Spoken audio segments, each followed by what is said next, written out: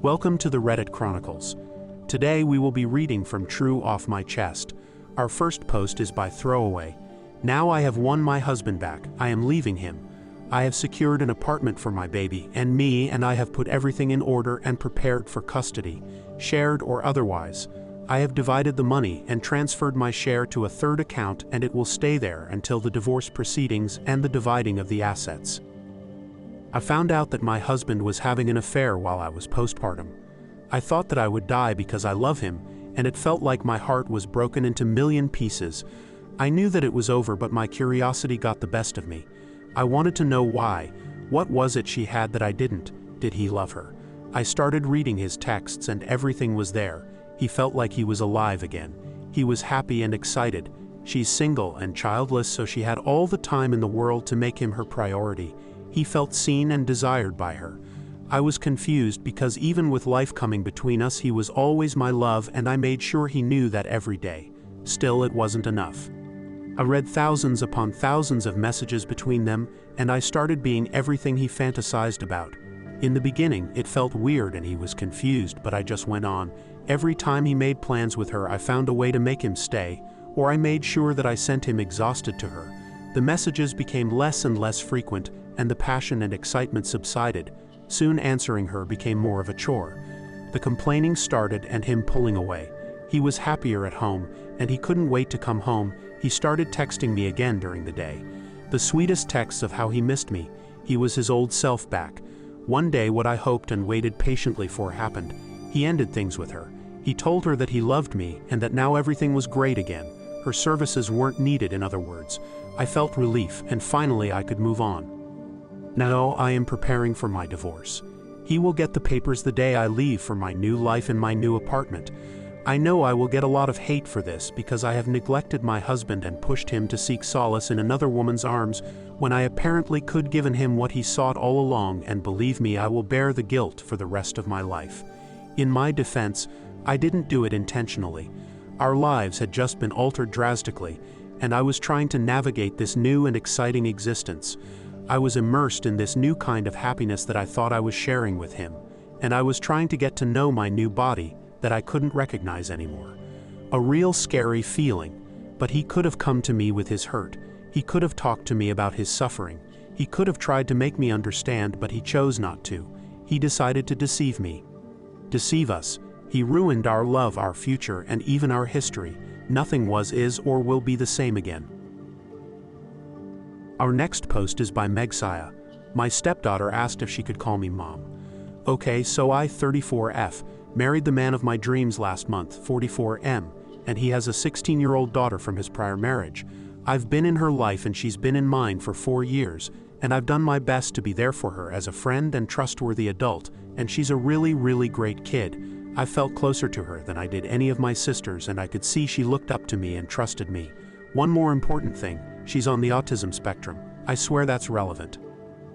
My husband and I went on our honeymoon for 2 weeks, and then we came back on Friday, and my stepdaughter came up to me and asked if we could talk, and she told me no one had ever been as considerate as I was learning how to make foods in the exact way she liked them, or as patient with her poor emotional regulation. Her words, I think she's doing great, and she told me I overall was her favorite person in her life. So she asked if it was okay to call me mom. This really caught me off guard, and I stopped for a moment to process it, and she got embarrassed and told me she was sorry and it was stupid. But I told her it wasn't stupid because I would love that. She got super excited and hugged me, and it was lovely. I was telling my husband about it later, and it suddenly sunk in that I had become somebody's mom. I just stopped and I told him I'm someone's mom, and he asked me if I felt like I was in the delivery room. Haha.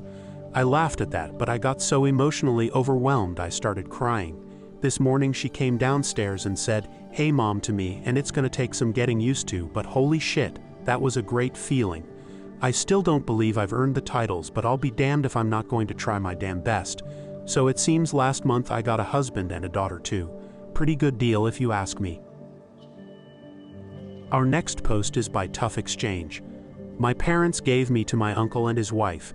Now I have to watch as I get siblings who are allowed to live happily with them while I was never allowed to. I didn't grow up with my parents, but with my uncle and his wife. They always wanted to have a child.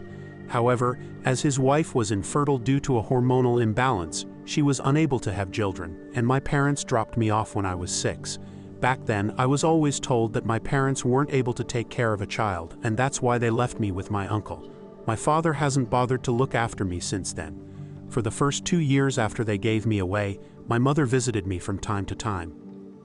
I always hoped that they would come and get me, because even though my uncle and his wife loved me unconditionally, I could never get the feeling that they were my parents. It felt more like spending the night with a relative every day, but actually living somewhere else. But at some point, my mother stopped visiting me. We wrote a few more times, but these chats always came from me and she showed no more interest. I found out that she was pregnant with my little brother at the time and my sister was born a year later. Around that time, we moved house and a bit closer to my parents. They visited us from time to time. At least my mother did, and she brought my little siblings with her. I don't know why, but my mother suddenly treated me very differently. She introduced me to my siblings as a cousin and not as a brother, and she herself treated me very distantly. She didn't even hug me, she just shook my hand even though I was still a child. She didn't even want me to call her mom. In the conversations that followed, she talked about how well her family was doing, that my father was working hard, and that they were doing very well financially. My siblings wanted to play with me, but all I could think about was that I wanted her to take me with her. In the years that followed, not only did I see my second sister being born, but I also saw them go on family vacations. I saw them have family rituals, their Christmas photos, and so much more. And each time something broke inside me. I just wanted the same attention as the rest of my siblings. My mother denies that I am her son, and this whole situation is just awful for me. I even tried to make direct contact with them by inviting them to my graduation party. None of them came except my uncle and his wife. And don't get me wrong, I love my uncle and his wife and I will be forever grateful to them for being there for me.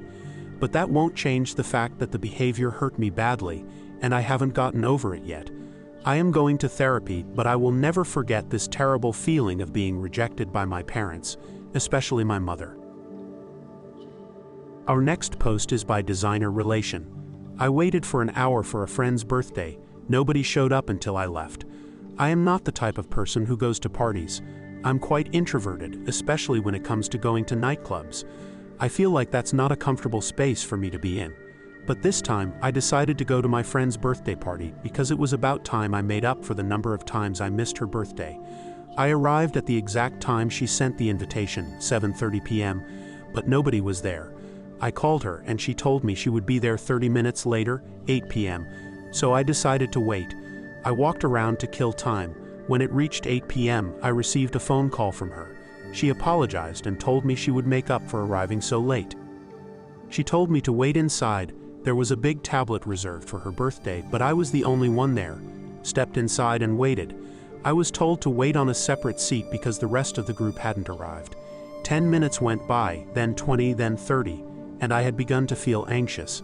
I felt as if people were staring at me. I felt sad and a little angry. 40 minutes passed. I simply picked up my things and left. 10 minutes later, I received a message from her asking me not to leave. It was already late. I had already gotten on public transportation to my house. I replied to her, letting her know how I felt, and didn't reply anymore. I informed my sister about what had happened. She bought food and wanted to watch a movie, but I eventually lost my appetite and just went to sleep. I woke up just a few minutes ago and I started to write this. Do you think I did the right thing, or should I have waited more time? Update: I've read every comment I've seen thus far. Thank you so much for reading and sharing your opinions on this post. I genuinely appreciate it. To clarify some of the details, the nightclub is also a bar, and there's a separate space where they serve food. The reservation was under her name, which is how I had access to the place. There was a staff member in charge of receiving guests, but as I mentioned earlier, no one else arrived during the entire time I was there. Before I left, he asked me if I was leaving. I told him that I needed to go. He insisted that I stay and try calling them again, but I didn't. I simply left.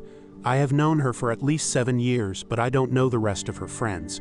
She has been a very nice person. It was a frustrating experience, but I wasn't entirely mad at her. I just felt sad and disappointed. As I mentioned, 10 minutes later, she sent a message saying, "Don't leave." Then 3 minutes later, she said, "It's okay, I understand." 5 minutes later, I replied expressing my discomfort and wishing her a good birthday. She then replied, "And I'm sorry. There haven't been any other messages beyond that. I don't go out to social events very often, so I'm not familiar with this unwritten rule some of you have mentioned. I am quite picky when it comes to meeting new people and making new friends. Again, thank you so much for taking the time to read this post. I truly appreciate all the comments and those who supported my decision." Thank you for listening to the Reddit Chronicles. Follow for more content.